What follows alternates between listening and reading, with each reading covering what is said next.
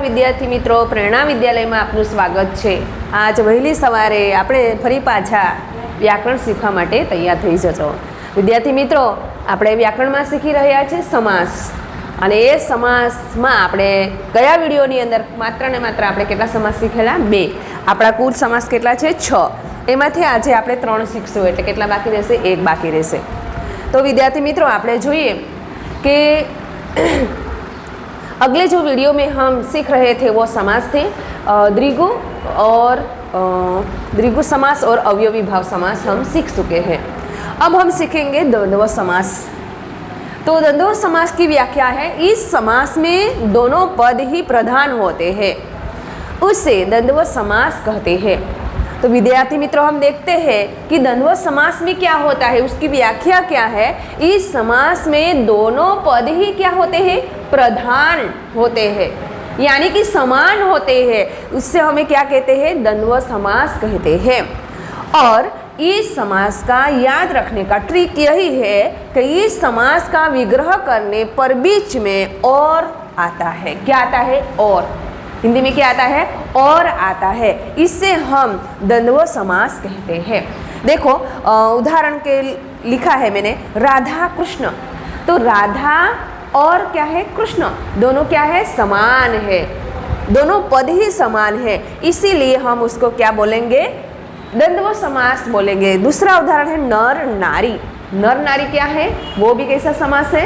नर और नारी। तो कैसा समास बनेगा? द्वंद्व समास बनेगा।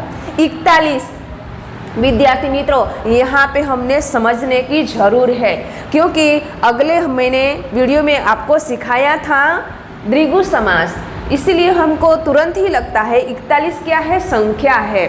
लेकिन इस संख्या में 41 ये संख्या द्विगु समास नहीं बनता, लेकिन क्या बनता है? 41 द्वंद्व समास बनता है। कैसे बनता है द्वंद्व समास? तो 41 कैसे बनते हैं? 41 40 प्लस 1, यानी कि 40 और 1, तो कितना हुआ? 41। तो उसके विग्रह करने से हमको क्या मिलता है? और लगाना पड़ता है, इसीलिए 41 वो समास हमारा क्या बनेगा? द्वंद्व समास बनेगा, द्विगु समास नहीं। विद्यार्थी मित्रों, वो अच्छी तरह से तुमको याद रखना होगा कि 41, 42, 43 वो संख्या जो है वो हमारी क्या बनेगी? द्वंद्व समास बनेगी। अगली वीडियो में हमने अच्छी तरह से आपको समझाया था, इसलिए मैं वो उदाहरण लेके एक ही उदाहरण मैंने लिखा है। दूसरा समास है कर्मधारय समास। कर्मों को धारण करने वाले को कर्मधारय समास कहते हैं। क्या कहते हैं? कर्मों धारण करने वाले को क्या बोलते हैं? कर्मधारय समास कहते हैं। विद्यार्थी मित्रों, हम देखते हैं जो भी विद्यार्थी कर्मों यानी कि कर्मों का धारण करता है, यानी कि विशेष कर्म धारण करने वाले व्यक्ति को हम क्या बनेंगे? विशेष। तो जो विशेषता धारण करता है, यानी उसको क्या बोलेंगे? हम विशेषण बोलेंगे। तो पहला पद नाम होगा, दूसरा पद क्या होगा? विशेषण होगा। उसको हम क्या बोलेंगे? कर्मधारय समास बोलेंगे। जैसे कि हम उदाहरण देखते हैं चरण कमल। देखो विद्यार्थी मित्रों, चरण तो है, लेकिन कैसा है? कमल जैसा। तो उसको हम क्या बोलेंगे? कर्मधारय समास। चरण कमल, चरण है लेकिन कैसा है? कमल जैसा है, इसीलिए चरण ने कैसा धारण किया है? कमल जैसा चरण है, ऐसा उसने धारण किया, इसीलिए हमको उसको क्या बोलेंगे? कर्मधारय समास बोलेंगे। विशेष है इसलिए। उसके बाद हम बोलेंगे चंद्रमुख। चंद्रमुख, मुख तो है लेकिन कैसा है?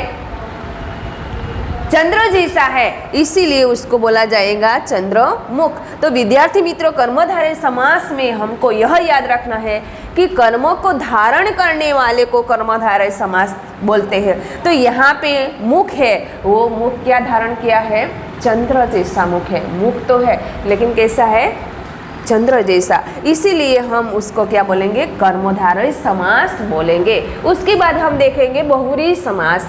इस समास में कोई भी पद प्रधान नहीं होता है। हम जानते हैं कि समास में कितने पद होते हैं, 2 पद होते हैं, लेकिन बहुव्रीहि समास में ऐसा होता है कि बहुव्रीहि समास में जो दोनों पद आकर जो पद बनता है वो दोनों ही पद क्या नहीं होते हैं, प्रधान नहीं होते। लेकिन उसके बाद मैंने लिखा है जब 2 पद मिलकर तीसरा पद बनाते हैं तब वह तीसरा पद प्रधान होता है, तब उसको बहुव्रीहि समास बोला जाता है। क्या बोला जाता है, अच्छी तरह से देखना। समास में 2 पद होते हैं, लेकिन बहुव्रीहि समास में दोनों ही पद क्या नहीं होते, प्रधान नहीं होते, यानी कि मुख्य नहीं होते। लेकिन जब वो दोनों पद मिल जाते हैं और वो तीसरा पद बनाते हैं तब वह कौन सा समास बनते हैं, बहुव्रीहि समास बनते हैं।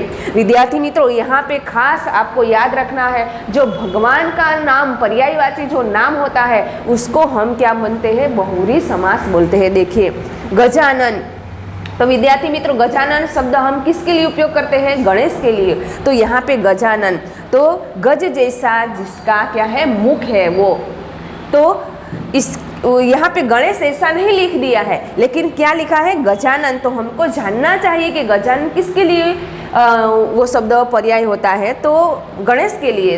इसलिए विद्यार्थी मित्रों ये पद हमको क्या बनेगा, बहुव्रीहि समास। उसके बाद है त्रिनेत्र। 3 नेत्र कैसा है, जो 3 नेत्र को धारण करता है। तो 3 नेत्र कौन है धारण करने वाला, शिव जी। तो हम ये त्रिनेत्र भी क्या होगा, बहुव्रीहि समास होगा।